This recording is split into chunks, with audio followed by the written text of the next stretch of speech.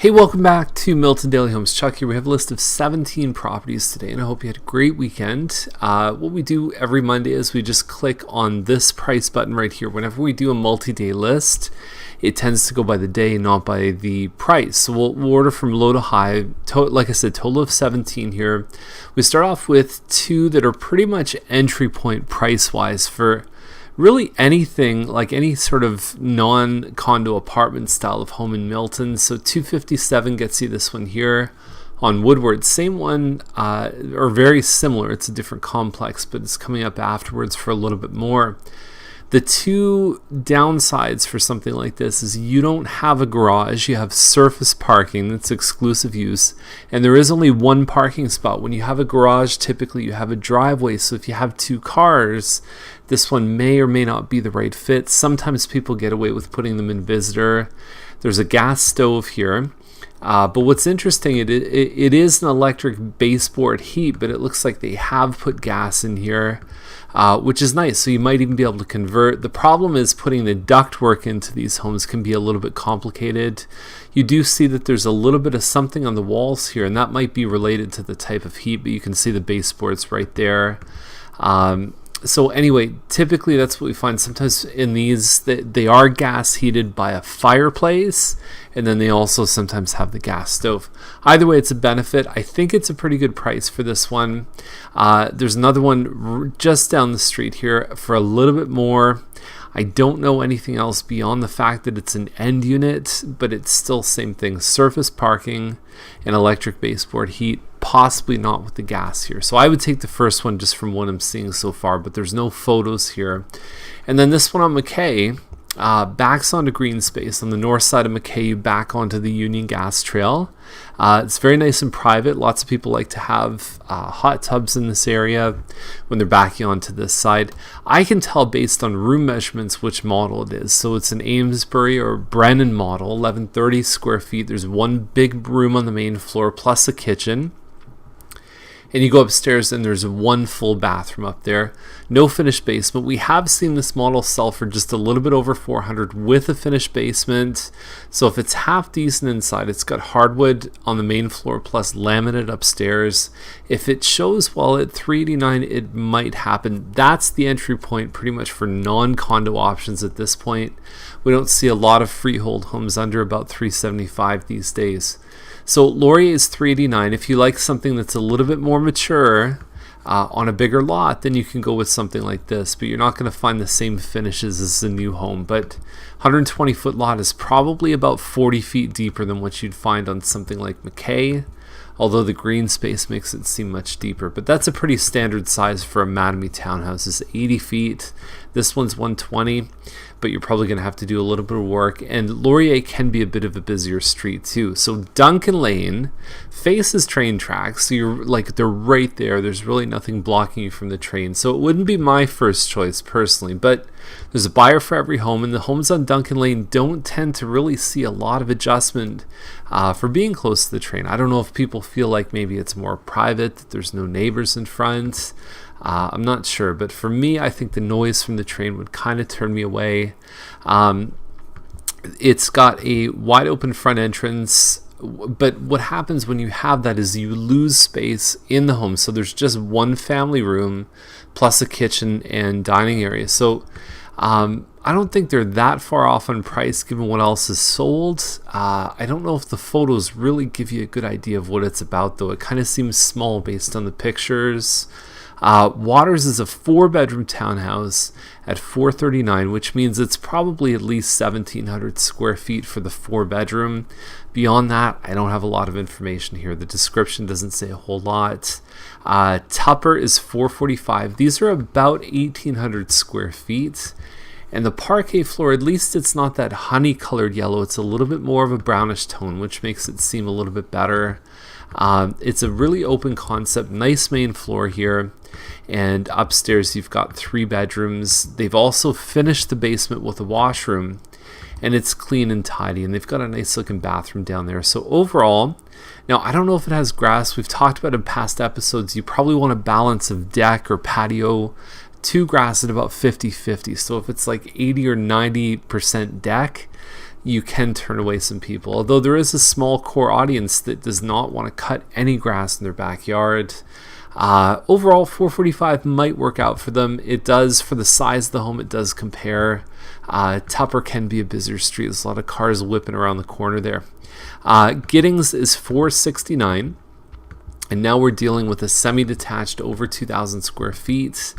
Doesn't look like the most upgraded home you can find in this price range. They photoshopped in a thing saying home sweet home right here.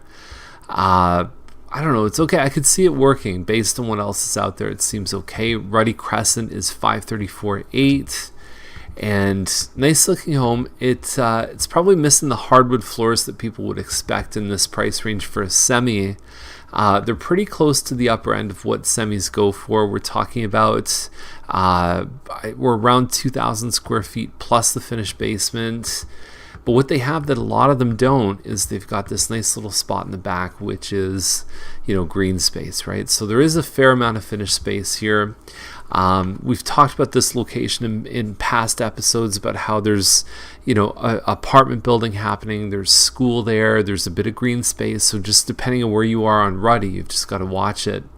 Diceway, it's unfortunate they didn't put the double car garage in any. They had 20 photos and they didn't put one shot at the double car garage. It is a plan 4 from Mattamy, which is 2,051 square feet, 9-foot ceilings, nice looking cabinets. It's a great floor plan. And so basically upgraded light fixtures upstairs. You've got the hallway, looks like it's got the hardwood. You've got your loft upstairs.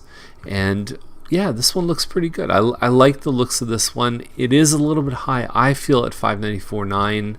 Harkin is 629. It's an Arista Eden. It's about 2,600 square feet. It looks like a very basic version. If I frame it to you like this, is that the upgraded versions have been going between 660 and 680. You might look at this and say, hey, you know what? I'll put some hardwood in. I'll change up a few things. I'll cosmetically make it look good. Now, the thing is, when you've got that color of stairs, you're kind of limited in how you can do your floors. So that might be something that could turn a buyer away. Double sinks in the master. And you got to put a fence in there too. So it's okay. I mean, there are more upgraded homes if you crank the price up a little bit more. Kincardine kind of has the same thing. It's got the lighter floors, the lighter stairs, but you've got a dark fridge. You could take the stuff off the fridge. Here's another thing too. You could buy nice light fixtures for not that much, and these bulb lights are like $3 from the builder. That might even just be a plain bulb, which is, I don't know, probably not your ideal. They've spent the money on the counters. Put a good hood fan in there, or it looks like they've got a microwave up here, but put a better hood fan. Stainless steel or black would have been a much better choice. Your kitchen is the most important part of the house, and the iron pickets look good. The rest of it, it's 2,000 to 2,500 square feet, so it's not a huge place. I'm kind of so on this one. Chambers is 639. It's a little bit bigger than the previous one. It's about 2,350 square feet. Very quiet street on Chambers. Not a lot of traffic. And I really like the floor plan here. The new version of this is called a Huxley. It's a little bit bigger. You could put a desk up on the landing and the stairs. Excuse me. I've got a music fan in that room. And I just think the layout for this one is kind of classic. It never goes out of style. There's a little port window over here by the bathroom. And based on other sales, I think they're a little bit on the high side, but they're not that far off. Roper's around the same size. What you get is a different area. So you're closer to the highway, further north towards Main and James Snow. Nice finishes, upgraded counters. You also have the green space behind, and you also have a finished basement. So even these guys are a little bit high, but I feel like they've got a lot of nice finishes and upgrades. They've got the privacy behind, nicely landscaped here. So it is completely move-in ready, and we do find that those homes tend to command a premium. So I wish them all the best of luck. We're always rooting for people to get the most amount possible, while at the same time, I think one of our other objectives is to kind of tell buyers, look, these guys might be aiming a little bit high based on previous sales. So Stringer is 3,590 square feet. $844,900 is the price. So a couple really nice ones for the end of the list here. It's a very good layout here. What I loved about what they did here was they extended the cabinets up. Well, basically the box cabinet, not the doors necessarily, just the top part really raises the eyes, gives the kitchen a much nicer impression.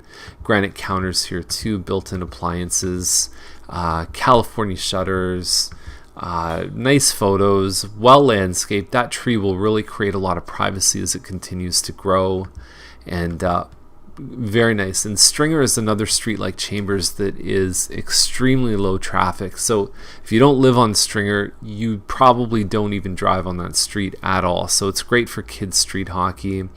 Wettlaufer is one of my favorite models. It's a Mattamy red cedar. It's at $869. It's a little bit smaller than the previous one. Now, keep in mind that there's this little turret in the back there, and I'll show you how that integrates with the rest of the house. So lots of nice finishes here. You've got your wainscoting, you've got lots of trim work. There's this little turret, this little round section where you put your eat-in area, and I love it. Upstairs, it's the part between the master and the ensuite. It's a little sitting area. It's awesome because so many of these homes are so angular and so like everything is right angles, and so when you see something that has, you know, like it's round and it's definitely visually very appealing. After seeing thousands of homes, when I see something like this, to me it's just very refreshing. Waffle ceilings here. They've really done a lot of woodwork on this home, and then you've got your pot lights there. A couple upgraded light fixtures. There's an open den upstairs plus the 4 bedrooms. Like I said, one of my favorite floor plans. Wettlaufer's a pretty quiet street too, and then the last one is this one on Purdy. Triple car garage, and the garage is separate from the house, which means that you're not L-shaping around the garage. You actually have a full and complete main and second floor. There's nice finishes. There's a pool. There's a lot of space here. We're talking about almost 2 acres here. Lots of finishes. The reason it's not selling is because it's right beside Guelph Line.